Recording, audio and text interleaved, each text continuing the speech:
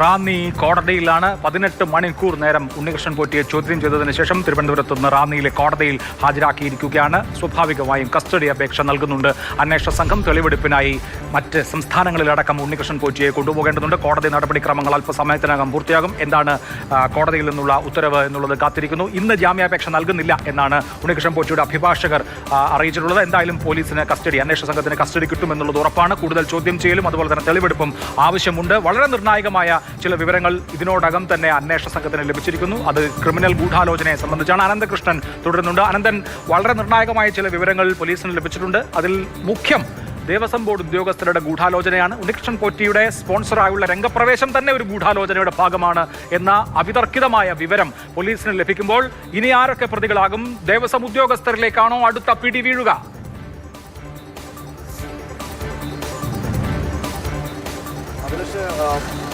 കോടതി നടപടികൾ ആരംഭിച്ചു. ഉണ്ണികൃഷ്ണൻ പോറ്റിയും അന്വേഷണ ഉദ്യോഗസ്ഥരും ഇപ്പോൾ കോടതി മുറിക്കുള്ളിലാണ്. ഈ കേസുമായി ബന്ധമില്ലാത്ത മുഴുവൻ അഭിഭാഷകരെയും മാധ്യമപ്രവർത്തകരെയും കോടതി ജീവനക്കാരെയും ഒക്കെ കോടതിയിൽ നിന്ന് പുറത്താക്കിയിട്ടുണ്ട്. അതിനുശേഷം അടച്ചിട്ട മുറിയിലാണ് കോടതി ചേരുന്നത്. അത് കൃത്യമായി ഹൈക്കോടതിയുടെ നിർദ്ദേശം നേരത്തെ ഉണ്ടായിരുന്നു. ഈ അന്വേഷണം പ്രഖ്യാപിക്കുമ്പോൾ, SIT പ്രഖ്യാപിക്കുമ്പോൾ ആ ഉത്തരവിൽ കോടതി പറഞ്ഞിരുന്നത് കൃത്യമായ രഹസ്യ സ്വഭാവം അന്വേഷണവുമായി ബന്ധപ്പെട്ട് പാലിക്കണം എന്നുള്ളതാണ്. ഒരു കാരണവശാലും ഈ കേസുമായി ബന്ധപ്പെട്ട ഒരു വിവരവും പുറത്തു പോകാതെ വേണം അന്വേഷണം നടത്താൻ എന്നുള്ളതാണ് കോടതിയുടെ നിർദ്ദേശം. അത് അതേപടി പാലിക്കാൻ വേണ്ടിയിട്ടാണ് ഇപ്പോൾ ഈ Ranni judicial first class magistrate കോടതിയിൽ ഈ കേസ് പരിഗണിക്കുമ്പോൾ എല്ലാവരെയും പുറത്തിറക്കി ഈ കേസുമായി ബന്ധമുള്ളവരെ മാത്രം കോടതി അകത്ത് നിർത്തിയിരിക്കുന്നത്. അപ്പോൾ ഏറ്റവും നിർണായകമായ ചില വെളിപ്പെടുത്തലുകളുമായി ബന്ധപ്പെട്ട കാര്യങ്ങൾ, അല്ലെങ്കിൽ ഉണ്ണികൃഷ്ണൻ പോറ്റിയുടെ നമ്മൾ അറിഞ്ഞതിനപ്പുറമുള്ള മൊഴിയിലെ വിശദാംശങ്ങൾ കോടതിയെ ധരിപ്പിക്കും എന്നുള്ള കാര്യം ഉറപ്പാണ്. അപ്പോൾ ആ അന്വേഷണത്തിൽ വലിയ വലിയ സ്രാവുകൾ ഈ ഘട്ടത്തിൽ ആ പേരുകൾ ഉണ്ണികൃഷ്ണൻ പോറ്റി ഈ അന്വേഷണത്തിന്റെ ഭാഗമായി ഉദ്യോഗസ്ഥരോട് പറഞ്ഞിട്ടുണ്ടോ എന്നുള്ള കാര്യവും സംശയിക്കേണ്ടിയിരിക്കുന്നു. ഏതായാലും ഈ കേസിന്റെ FIR അടക്കം ഇതുവരെ പുറത്തു വന്നിട്ടില്ല. അപ്പോൾ റാന്നി കോടതിയിലാണ് FIR സമർപ്പിച്ചിട്ടുള്ളത്. അപ്പോൾ ഈ കോടതിയിൽ നിന്ന് അത്രയും ബന്ദോബസ്തായിട്ടാണ് രേഖകളടക്കം സൂക്ഷിക്കുന്നത് ഈ കേസുമായി ബന്ധപ്പെട്ട.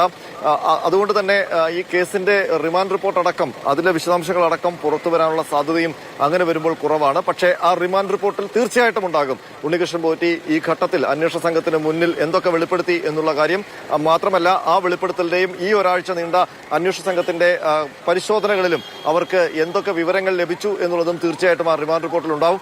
എന്താണ് ശബരിമലയിൽ നടന്നത് എന്നതിന്റെ ഒരു രക്തചുരുക്കം ആ റിമാൻഡ് റിപ്പോർട്ടിൽ ഉണ്ടാകും എന്നുള്ള കാര്യം ഉറപ്പാണ്. പക്ഷേ ഇത്രയും രഹസ്യാത്മകത സ്വഭാവം സൂക്ഷിക്കുമ്പോൾ ഒരു കാര്യം ഉറപ്പാണ്, ഒരു പക്ഷേ ജ്ഞാനമുണ്ട് എന്ന അറിവ് കിട്ടിയാൽ ഇതിൽ നിന്ന് രക്ഷപ്പെടാൻ സ്വാധീനിക്കാൻ ശേഷിയുള്ള കൂടുതൽ പ്രതികൾ ഈ അന്വേഷണ പരിധിയിൽ ഉണ്ട് എന്ന് വേണം മനസ്സിലാക്കാൻ. അതുകൊണ്ട് തന്നെയാണ് കോടതി ഇത്രയും രഹസ്യ സ്വഭാവത്തോടു കൂടി ഈ കേസ് പരിഗണിക്കുന്നത്. ഇന്ന് നമുക്ക് ലഭിച്ച സൂചന അനുസരിച്ച് ഇന്നലെ ചോദ്യം ചെയ്യുമ്പോൾ ഉണ്ണികൃഷ്ണൻ പോറ്റി നൽകിയ മൊഴികളിൽ ദേവസ്വം ഉദ്യോഗസ്ഥരുടെ കൂടി ഗൂഢാലോചന പറഞ്ഞിട്ടുണ്ട്. അപ്പോൾ ആ ദേവസ്വം ഉദ്യോഗസ്ഥർ എന്ന് പറയുമ്പോൾ, അല്ലെങ്കിൽ ദേവസ്വം ബോർഡിലെ ആൾക്കാർ ഗൂഢാലോചനയിൽ പങ്കാളികളാണെന്ന് പറയുമ്പോൾ എത്രത്തോളം ഉയരത്തിലുള്ളവർ അതിലുണ്ട് എന്നുള്ള കാര്യവും ശ്രദ്ധേയമാണ്. അപ്പോൾ ആ കാര്യങ്ങളിൽ അന്വേഷണ ഉദ്യോഗസ്ഥർക്ക് വിവരം ലഭിച്ചിട്ടുണ്ടെങ്കിൽ ഇത് ഹൈക്കോടതിയുടെ നേരിട്ടുള്ള നിയന്ത്രണത്തിൽ നടക്കുന്ന അന്വേഷണമാണ്. ഹൈക്കോടതി നിശ്ചയിച്ച SIT ആണ്.